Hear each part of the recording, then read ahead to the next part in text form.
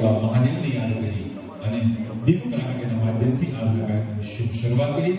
વિનંતી કરી ઉપસ્થિત સર્વે મહાનુભાવ દીપ પ્રાગટ્યના માધ્યમથી પૂર્ણ રહ્યા છે. દીપ પ્રાગટ્ય વિધિ કરનાર માન્ય જિલ્લા પંચાયત પ્રમુખ શ્રી હરિયાબેન મૈયાણી, માન્ય જિલ્લા વિકાસ અધિકારી શ્રી અનુજ ચૌધરી સાહેબ, મેનેજિંગ ટ્રસ્ટી શ્રી લોકપતિ ઘટે. ત્યારે આવો આપણે સૌ દેવી દેવતાઓને યાદ કરી આ સમોસાની પાવન ધરતી ઉપર વિરાજિત સ્થાપિત થયેલા તમામ દેવતાઓને વંદન કરી અને આજના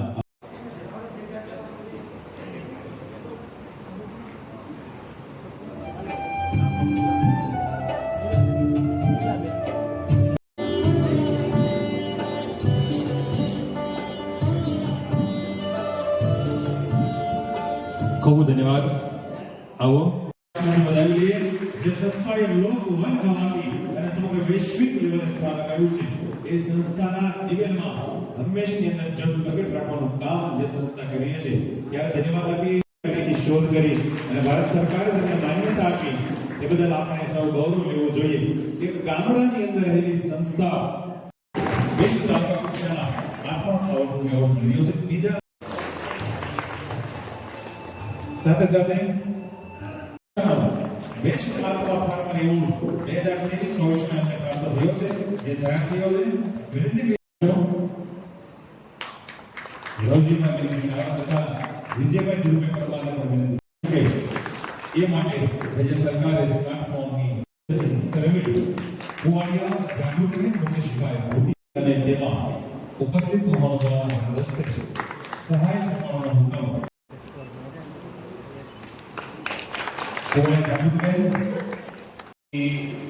अभी हम इंडियन अपने ग्रेन में आत्मनिर्भर हैं पैदावार में, लेकिन क्वालिटी में अभी भी हम पीछे हैं.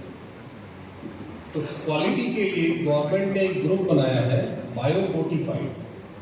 इसके अंदर गेहूं में प्रोटीन, जिंक और आयरन, इसकी कंटेंट ज्यादा हो वो वैरायटी को गवर्नमेंट रिलीज कर रही है.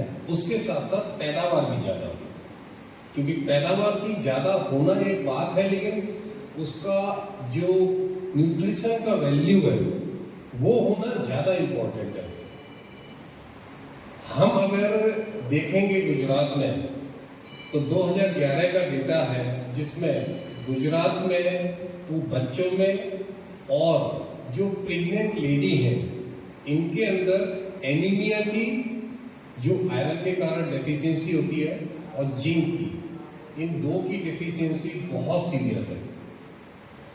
इसके लिए अभी अगर हम देखें अपना फूड बिहेवियर, तो गुजरात का जो फूड बिहेवियर है उसमें कार्बोहाइड्रेट और फैट ये एक्सेस है. મારું નામ રઘુવીરસિંહ સબલસિંહ ગોહિલ છે. ગામ આ સિહોર તાલુકાનું કનાર ગામ. હું પંચાયત વિભાગમાં ડેપ્યુટી ડીડીઓ તરીકે ફરજ બજાવતો હતો. 2018માં હું નિવૃત્ત થયો ત્યારે જ મેં મારો સંકલ્પ કરેલો હતો કે હું નિવૃત્ત થઈ અને પ્રાકૃતિક ખેતી અને મારું પોતાનું ફાર્મ બનાવીને કરીશ. હમણાં આપણા સંસ્થાના સાહેબશ્રીએ કીધું કે મહેનત કરવી નથી, મહેનતથી આગળ વાગે છે બધા.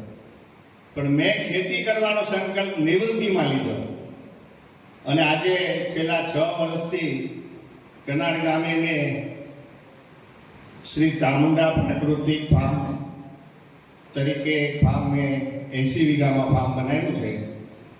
આપણે લોકો દર વર્ષે રવિ કૃષિ મહોત્સવમાં મળતા હોઈએ છીએ. એનો ખાસ એક ઉદ્દેશ જો આપણે કહીએ તો આવવાવાળી રવિ ઋતુ, શિયાળુ ઋતુની અંદર આપણે જે પણ કોઈ આપણા વિસ્તાર અનુરૂપ પાક કરીએ છીએ એમાં નવી કૃષિ તજજ્ઞતાઓ અને નવા સંશોધનોને સામેલ કરી અને આપણી ખેતીને વધારે સમૃદ્ધ કરી શકીએ અને વધારે ઉત્પાદન અને આવક મેળવી શકીએ એ માટે આપણે વિચાર વિમર્શ, ચર્ચા અને કૃષિ પ્રદર્શનની અંદર એનું પ્રદર્શન કરતા રહીએ છીએ.